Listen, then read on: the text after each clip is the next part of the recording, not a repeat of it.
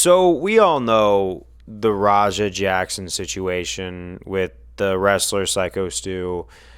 Raja, Rampage Jackson's son, who has been living in his father's shadow and not quite living up to the Rampage name, has been subject to a lot of online ridicule, a lot of trolling.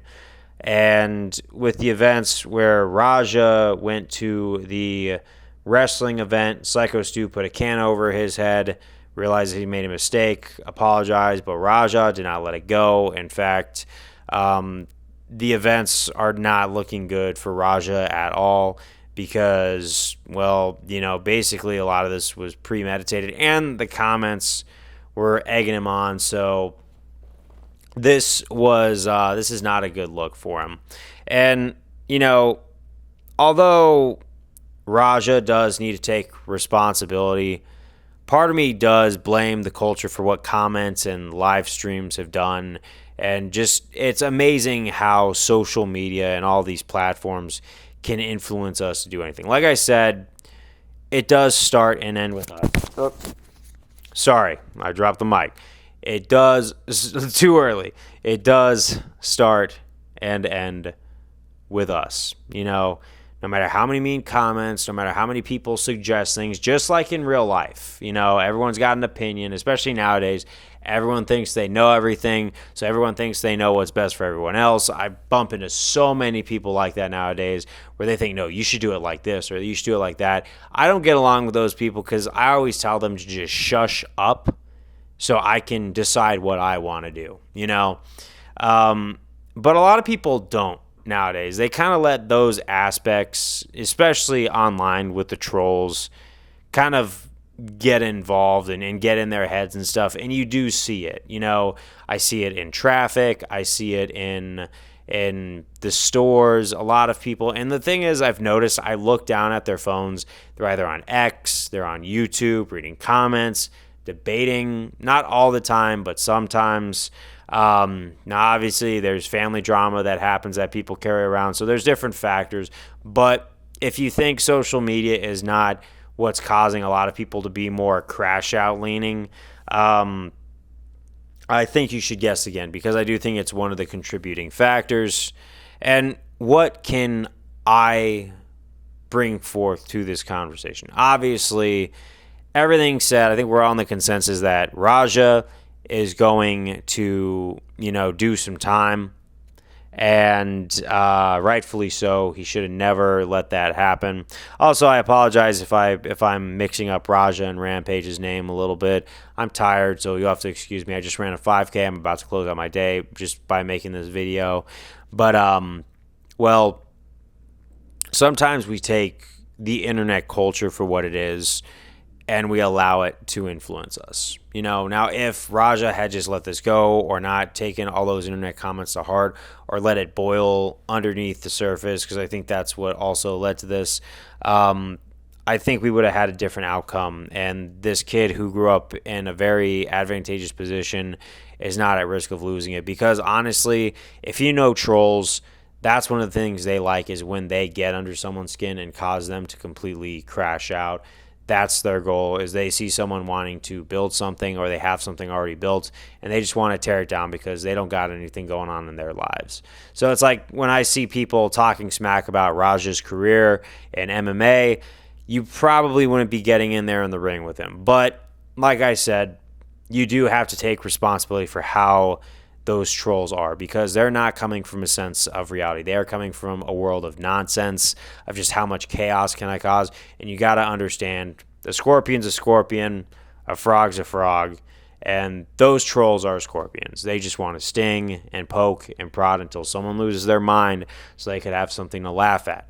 It's not just in comment sections and live chats, but it is in real life. There are people out there like that who just love to spread misery and love to spread chaos and love to see people crash out and how much destruction they can cause, which is sad. But those are always going to be around, and I'm not saying it's all right. But what we can do is not feed the trolls, so maybe they realize that there's not as much food to be had, and maybe that's how you get to turning this culture around. Not 100%, because like I said, it's always going to be there. But the more you let your chat or your following dictate how you go, and I know that sometimes when you are a YouTuber or whatever, you do want to entertain or give quality content, which I agree, that is part of the job. You do work for your audience, but there comes a point where you have to say, is it worth it taking it this far? Especially the younger generations, they're getting so caught up in social media and the trends and everything like that, that it has blended into our reality. And in catastrophic ways, like what Raja has just done, So to all the people who are wondering, where am I going with this? Try to not read comments. Try to not always get in debates online. Try not always go back and forth with your comment section. Don't always be so happy to hop on Facebook to debate someone or Instagram or whatever. And, social media is a tool. Video streaming platforms like what we got, they're blessings, they're tools, and they could be easily misused. So try to use them in the right way to spread the right message, to spread positivity, to spread good messages and stuff, not this chaos that we have just seen. That it's crazy how controversy is always the stuff that gets the most clicks, but it does. And the way we start by turning them around, if you want it to turn around, is by not feeding into that world, So if you're one of those people, and I'm going to conclude with this, who's like, oh, I got to quit social media because it's toxic. I think that's a bad idea, because if you want social media to be a positive place, I think you should. And you should block out all the stuff that's part of that negative aspect of social media, because the more people we have spreading positivity and good messages and setting good examples and stuff like that, I feel like the more that drowns out the trolling and the people who want to see that chaos, that helps combat it. Because if there's one thing that all these vampires lurking in the corners hate, it is the light. And that's why I wanted to make this video, is because there is a solution, and that's to not give into that world of craziness sometimes. Because especially like in Raja's situation, he's probably realizing just how much he has to lose and that he's made a serious mistake. And I really do wish the best for him. I know he's probably going to be doing some time, and I hope that he comes out a better person after he learns his lesson. Obviously his dad's Quentin Rampage Jackson, so we'll see. He might get a lighter sense, or he might be able to work out an anger management deal. He's probably going to be paying Psycho Stu a lot of money, most likely. But let this be an example on how not to let the internet get in your head and bring out the worst of your real life self. And let's try to make the internet and real life not merge too much, because I do like when it merges in positive ways, because I use my social medias to find people in real life and make connections, and it's been really awesome. But to see that there's still this world out there, I could tell them, hey guys, the grass is greener on this side. All you have to do is come over. But that's my little before bed ramble. Thank you for my poetry, but I will see you guys on the next one. Stay safe, stay mentally healthy, and use social media for good. But I'll see you guys later. Peace out.